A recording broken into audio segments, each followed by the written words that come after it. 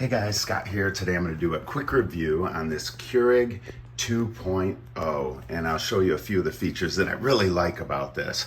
One, just the overall look of it, I really like, and this touchscreen is really nice. You can literally customize so many different things with this touchscreen.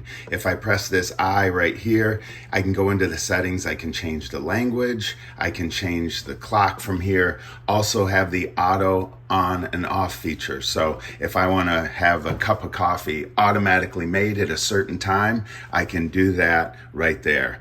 From here, I just get back out, I can power it off. And from here, once I open it up, I put my coffee in, then it's gonna ask me, okay, do I want it strong? Do I want hot cocoa or something other? And then right here is where you can choose. You can have 8, 10, 4 ounce, 6 ounce. So you can go 4, 6, 8, or 10, which is pretty cool.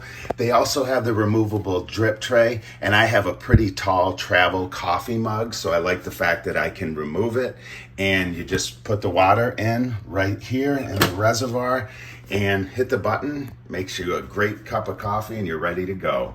Overall, really happy with the Keurig 2.0, and definitely one that I would recommend.